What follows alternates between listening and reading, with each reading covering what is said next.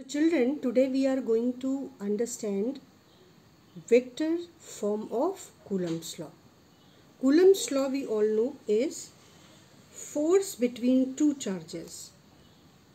F is 1 upon 4 pi epsilon naught Q1 Q2 upon distance between them square. Now we know that force is a vector quantity, so we can write it in a vector form because it's an important tool to solve tricky problems. तो देखो जरा vector form में कैसे लिखेंगे. Force, if it is represented by a vector, then it's, let us write k in place of 1 upon 4 pi epsilon naught. So 1 upon 4 pi epsilon naught is represented with k, Q1, Q2, and look how we are going to represent R. If this is charge Q1, this is charge Q2, and you need to find force on Q2. Force on Q2 due to Q1. Then see how we are going to write R. We will take this charge which is exerting force as origin. This will be origin in this case. So our R vector will be from this tail will start, and the tail, the vector R will end up at the position of second charge, and we will write it as distance of second charge from first charge, and this is position vector. This is also a vector. So here I will write Q1 Q2 upon, since it is a square, so square of a vector is simply magnitude square. Square of a vector is a scalar. तो हम इसको क्या कहेंगे, R of 2 from 1, और square इसे ऐसे ही लिखा रहने देंगे. और इधर वेक्टर है तो इधर वेक्टर ऐड करने के लिए जिससे राइट साइड का टर्म भी वेक्टर हो और ये इक्वल जस्टिफाई हो सके, तो हम क्या लिखेंगे, देखो, R of 2 from 1 और यूनिट वेक्टर. आप किसी भी नंबर के आगे यूनिट वेक्टर ऐड कर दो तो वो नंबर एक वेक्टर बन जाता है जिसका मैग्नीट्यूड ये होगा और जिसकी डायरेक्शन ये होगी. तो जो R21 यूनिट वेक्टर है, एक्चुअली वो ऐसा वेक्टर है जिसका मैग्नीट्यूड तो 1 है, लेकिन उसकी डायरेक्शन वही है जो पोजीशन वेक्टर की है. ये बात समझ आ रही है. तो force is equal to this is vector form of Coulomb's law. अब इसको आप लिख सकते हो, यूनिट वेक्टर को, vector divided by its own magnitude. आप फोर्स को लिख सकते हो कि Q1 Q2 upon R of 2 from 1 square, और इसको लिख सकते हो that vector whose unit vector is it, और the vector जिसकी डायरेक्शन में ये यूनिट वेक्टर है, वो vector divided by its own magnitude. ये यूनिट वेक्टर की डेफिनेशन है. आप किसी वेक्टर को उसके अपने ही मैग्नीट्यूड से डिवाइड कर दो तो आप यूनिट वेक्टर पा जाओगे उस वेक्टर की डायरेक्शन में. तो अब ये हो गया एक फॉर्म कूलम्स लॉ का, and this is second form of Coulomb's law. अब रूल जो हमें ध्यान रखने हैं while applying the vector form of Coulomb's law. Very first rule, head of position vector should be at that position where you are going to calculate force. Tail of position vector will be at that position where that charge is placed whose force is to be calculated. And always substitute charges with sign. These three laws we have to follow. तो एक simple question ले लेते हैं, general question, बिल्कुल scratch से समझा रही हूँ। Q1 Q2 दो चार्जेस हैं और जो कोऑर्डिनेट सिस्टम है वो दिया हुआ है। Q1 की पोजीशन और Q2 की पोजीशन आपको x और y कोऑर्डिनेट के टर्म्स में क्वेश्चंस में दी रहती है। तो हम मान लें कि ओरिजिन x0 y0 है और Q1 की पोजीशन हो जाएगी, आप पोजीशन वेक्टर Q1 का देखो कैसे बनाएंगे। ये हो गया पोजीशन वेक्टर Q1 का R1, पोजीशन वेक्टर Q2 का R2। ठीक, अब मान लो कि Q1 रखा हुआ है x1 y1 पर और Q2 रखा हुआ है x2 y2 पर। तो देखो R1 कैसे लिखेंगे, देखो ध्यान से R1 कैसे लिखेंगे। Second coordinate minus first coordinate of x, x1 minus x0 और फिर ये i cap plus y1 minus y0 और ये j कैप। इस तरीके से हमने r की पोजीशन लिख ली। ये तुमने मैथ्स में ऑलरेडी पढ़ा हुआ है। और r2 की पोजीशन इसी तरह से लिखेंगे, ध्यान से देखो, x2 minus x0 i cap plus y2 minus y0 j cap. अब हमें r1 r2 पता चल गया। अब फोर्स अगर निकालना है Q2 पर ड्यू टू Q1, तो force on Q2 due to Q1 ऐसे लिखेंगे, देखो, is equal to K Q1 Q2 upon position of second charge from 1 square, और यहाँ पर लिख देंगे position of second charge from 1 unit vector. ये है हमारा फॉर्मूला। अब इसको हम ऐसे भी लिख सकते हैं, देखो हम ऐसे फॉर्म में ले आते हैं जो यूज़ करना थोड़ा आसान हो।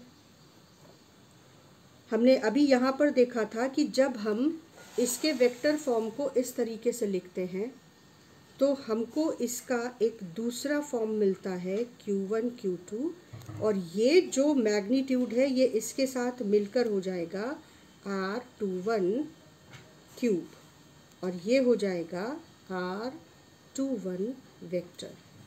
ये फॉर्म हम लोग यहाँ पर यूज़ करेंगे।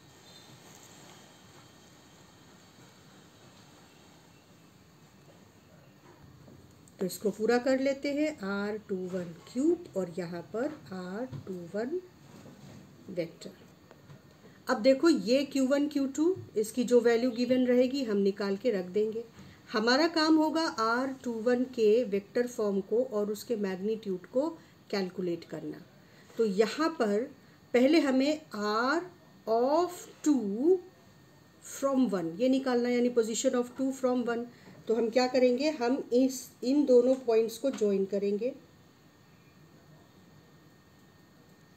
हेड वहाँ जहाँ पर फोर्स कैलकुलेट करना है और टेल वहाँ जिसकी वजह से फोर्स एक्सर्ट हो रहा है, और ये हो गया हमारा R21 वेक्टर। अब R21 कैसे कैलकुलेट करेंगे ये देखो, R21 हो जाएगा position of second vector minus position of first, position of second charge, position vector of second charge minus position vector of first charge, वो हमने यहाँ पे लिख रखा है। अब अगर तुम R2 माइनस R1 करो तो तुम I और I वाले टर्म्स, R2 के I टर्म में से R1 का I टर्म माइनस करोगे और Y2 के टर्म J के टर्म्स में से J का टर्म माइनस करोगे, I के टर्म से I का, J के टर्म से J का। तो x2 माइनस x0 में से जब x1 माइनस x0 करोगे, ये I वेक्टर तो कॉमन हो जाएगा और x0 कैंसिल हो जाएगा। तो यहाँ पर हम सीधे सीधे लिख सकते हैं x2 माइनस x1 और आई कैप। इसी तरह से इसमें से इसे माइनस करेंगे तो y2 माइनस y1 और जे कैप। तो ये हमारा आ गया position vector of second charge from 1। अब इसका मैग्नीट्यूड निकालना हो तो x component square plus y component square का अंडर रूट, वो इसका मैग्नीट्यूड हो जाएगा। और इसका वेक्टर फॉर्म जो यहाँ रखना है वो यही हो गया। तो अब Q1 Q2 की वैल्यू अपनी जगह रख देंगे। 9 इंटू 10⁹ ये k की जगह रख देंगे। इसके मैग्नीट्यूड को निकाल कर उसका क्यूब यहाँ रख देंगे और इस वेक्टर को ये फॉर्म उठाकर यहाँ रख देंगे। वैल्यू सब्स्टिट्यूट करेंगे और हमको फोर्स मिल जाएगा।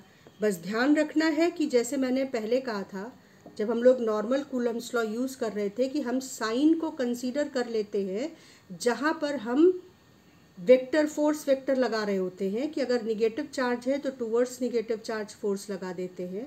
तो उस वक्त हम जब फॉर्मूला यूज़ करते हैं तो साइन दोबारा नहीं रखते। लेकिन यहाँ पर ये रूल है कि आपको चार्जेस साइन के साथ रखने हैं। ये है vector form of Coulomb's law, और इसका यूज़ कैसे करना है वो हम लोग एक क्वेश्चन से समझेंगे। अब ये क्वेश्चन मेंस 2019 में आया था। इसमें दो चार्जेस हैं जो x = 1 मीटर और x = 4 मीटर पे रखे हैं। You have to find force on the third charge, which is 1 coulomb, and it is placed at y = 3 on y-axis. Q1 and Q2 are having these values. One is positive charge, other is negative charge. And you are asked to find charge on force on third charge. यहाँ पे vector form बहुत ज़्यादा useful हो जाएगा, और simple तरीका अगर use करेंगे तो वो लेंदी होगा। आपने Q3 को y एक्सिस पे रख दिया, Q1 को x = 1 पे और Q2 को x = 4 पे रख दिया। इसके बाद आपको क्या चाहिए? आपको इस पर इसकी वजह से जो फोर्स चाहिए उसमें आपको Q1 Q2 चाहिए और पोजीशन ऑफ 3 ड्यू टू 1 चाहिए। इन दोनों के बीच जो फोर्स चाहिए उसमें आपको दोनों चार्जेस चाहिए और पोजीशन ऑफ 3 ड्यू टू 2 चाहिए। और फॉर्मूला यूज़ किया, एक एक करके जो क्वांटिटीज़ चाहिए वो कैलकुलेट की और फिर अप्लाई कर दी। तो सबसे पहले हम फॉर्मूला लिख लेते हैं। Net force on third charge will be force due to first charge on third charge. इसका vector form as it is use करेंगे। अब हम कोई फोर्स की डायरेक्शन और एक्शन कंसीडर ही नहीं करेंगे। देखो कैसे करना है इसे। आप थर्ड चार्ज पर फर्स्ट चार्ज का फोर्स वेक्टर फॉर्म में लिखिए और उसे यहाँ रख दीजिए। थर्ड चार्ज पर सेकंड चार्ज की वजह से जो फोर्स है उसका वेक्टर फॉर्म कैलकुलेट करिए और उसे उठा के यहाँ रख दीजिए, और वेक्टर फॉर्म में ही इसको ऐड करिए और जो आंसर आएगा वही रिजल्ट हो जाएगा। तो सबसे पहले हम थर्ड चार्ज पे फर्स्ट चार्ज की वजह से जो फोर्स है वो कैलकुलेट करते हैं। तो थर्ड चार्ज पे force due to first charge क्या क्या चाहिए? Q1 Q2 बाद में वैल्यू रखें, Q1 Q3 सॉरी बाद में वैल्यू रखेंगे।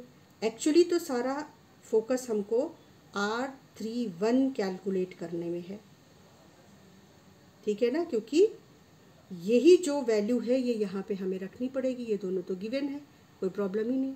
तो R31 कैलकुलेट करते हैं। चलो बहुत सिंपल है R31 कैलकुलेट करना। देखो R31 ये इसकी पोजीशन है 3 की 0 3 और इसकी पोजीशन है 1 0। तो R31 कैसे लिखेंगे? x2 माइनस x1 यानी -1 आई cap plus y2 minus y1 यानी 3 और j कैप। काम खत्म। ये हो गया तुम्हारा माइनस आई कैप प्लस 3j कैप। इसी तरह से r ऑफ 3 फ्रॉम 2 वो भी निकाल लेते हैं यहीं पे। x2 माइनस x1 यानी -4i plus y2 minus y1 मतलब 3j। तो ये हो गया तुम्हारा -4i प्लस 3j। हमने दोनों पोजीशन वेक्टर निकाल लिए। अब इनका मैग्नीट्यूड निकाल ले। हम यहाँ पर लाइन ड्रॉ करके ये साइड कैलकुलेशन सब इस तरफ करते चले जा रहे हैं।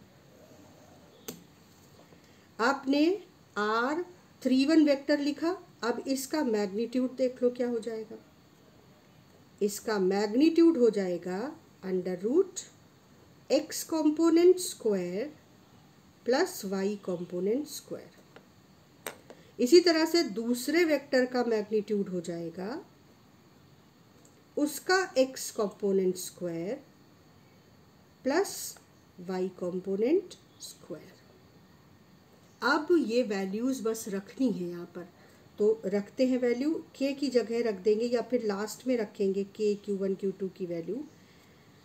अब हम यहाँ पर सीधे सीधे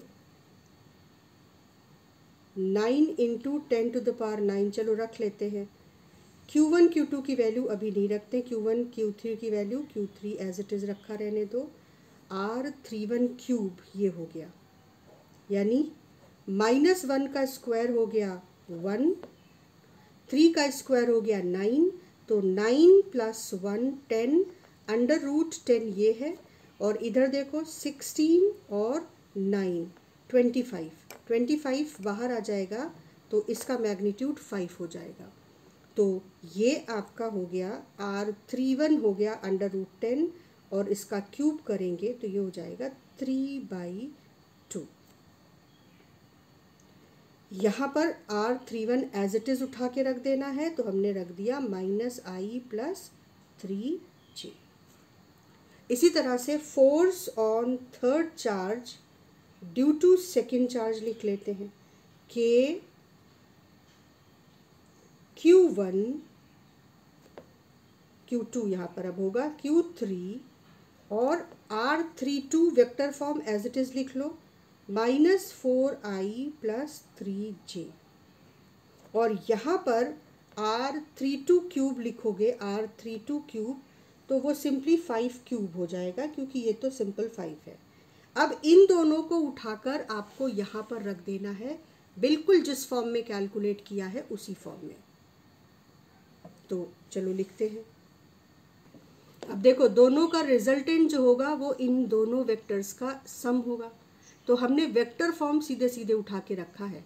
यहाँ पर हमने 9 × 10⁹ Q3 इन दोनों टर्म्स में से कॉमन ले लिया है, तो इसमें बचा है Q1 × R21, और इसमें बचा है Q2 × R32, R31 और R32 यहाँ पर, और साथ में इनका जो डिनोमिनेटर है 10⁻³ यहाँ पर, और यहाँ पर डिनोमिनेटर है 5 क्यूब। अब इसको कैलकुलेट कर ले तो हमको रिजल्टेंट फोर्स मिल जाएगा। तो इसको सिंप्लीफाई करते हैं। अब अगर थोड़ा सा वाइजली कैलकुलेशन करें तो देखो Q1 और Q2 की वैल्यू रखने के लिए हमको माइक्रो कूलम को कूलम में चेंज करना पड़ेगा। तो Q1 √10 × 10⁻⁶ कूलम हो जाएगा, और Q2 -25 × 10⁻⁶ कूलम हो जाएगा। 10⁻⁶ को बाहर लाए तो 9 के साथ वो सिर्फ बचा 10⁻³ और 10⁻³ फर्दर कैंसिल हो जाएगा इस 10 से। कैसे देखो, √10 और √10 यहाँ चले गए, ये 10⁻³ था, ये 10√10 हुआ, √10 चला गया, इधर 5 स्क्वायर 25 से चला गया, सिर्फ 5 बचा।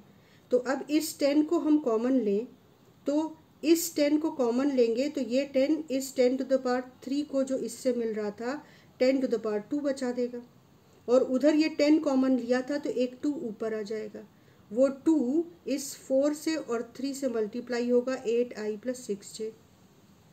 ये माइनस इसको प्लस और इसको माइनस कर देगा, तो अगर इस कैलकुलेशन को आप ध्यान से करोगे तो आपको फाइनली ये आंसर मिल जाएगा। तो ये है कैसे हमें vector form of Coulomb's law use करना है।